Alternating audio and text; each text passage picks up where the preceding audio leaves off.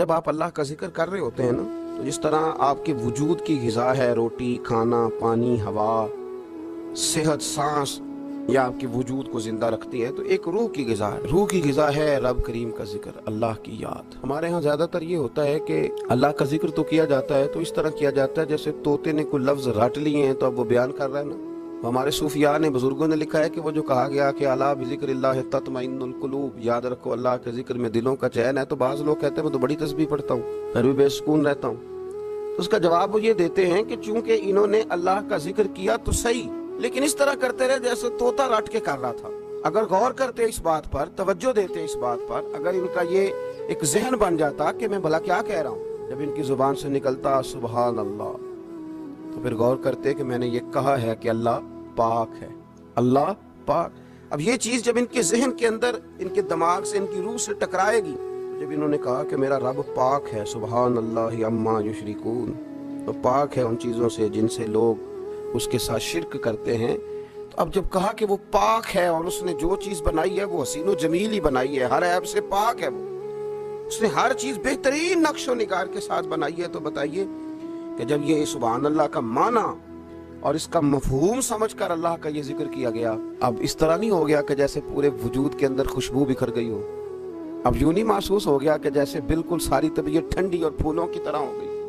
वैसे नहीं महसूस हो गया कि जैसे अल्लाह ने कुव्वत, ताकत और रूहानियत अता कर दी।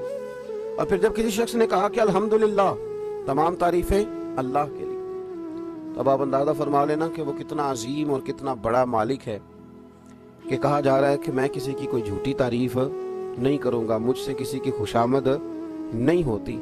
और कोई कितना भी ऊंचा चला जाए, ये सारी तारीफें कमजोर हैं, हुदूद वाली हैं। एक रब है अल्हम्दुलिल्लाह, जिसके लिए तमाम तारीफें, तमाम तारीफें उसी रब के लिए। और जब कहा अल्लाहु अकबर, अल्लाह बहुत बड़ा, जब उसकी जुबान से ये जुमले निकलते हैं तो आप जरा गौर फरमाएं कि वो कहाँ पहुंच जाता है। वो फिर क्या कभी किसी से डरेगा?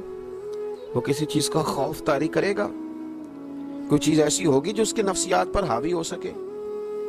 सबसे बड़ा तो अल्लाह है, तो वो कभी भी किसी बड़े आदमी के रोब का शिकार नहीं होगा। वो कभी किसी की दौलत, किसी का इक्तदार, किसी की कुव्वत और किसी की जाहिरी तौर पर थोड़ी बहुत चमक उसे खीरा नहीं कर सकेगी, इसलिए कि वो जानता है कि अकबर सिर्फ अल्लाह ही है। तो अब उसके अंदर बहुत बड़ी ताकत आएगी, बहुत बड़ी हिम्मत आएगी, वो बहुत ज्यादा अपने आप को कुव्वत वाला महसूस करेगा।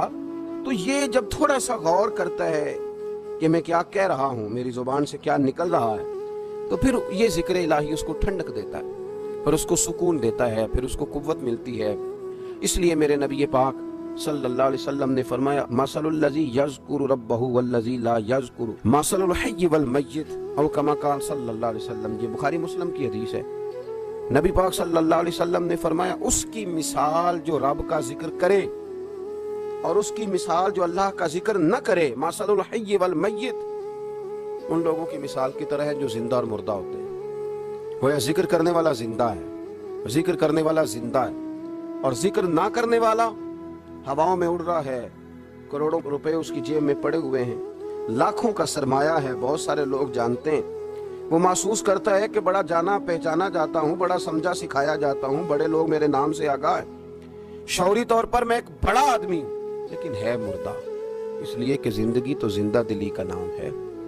मुर्दा दिल क्या खाक जिया करते हैं, जिंदा वो है जिसका मुसल्ला आबाद है, जिंदा वो है जिसकी जुबान अल्लाह को याद करती है, जिंदा वो है जिसका कभी कभी दिल करता है कि आज कुरान शरीफ खोल लूं, जिंदा तो वो है जिसकी तबीयत चाहती है कि यार आज लाओ ना तस्बीह, थोड़ा सा दरूद और सलाम अपने महबूब पे पढ़ूं। जिंदा तो वो है जो कभी कभी उसकी याद में महव हो, अकेले बैठा भी हो तो फिर भी उसकी जुबान पे जिक्र और आंखों में आंसू जारी हो जाते हैं, जिसको याद करके महव हो जाता है। याद रखें, जिक्र इलाही इंसान को जिंदा रखता है, तवानाई देता है, रूहानियत देता है, उसको सुकून की दौलत देता है। अपने मामलात को जब तरतीब दें तो अज़कार की पाबंदी करें।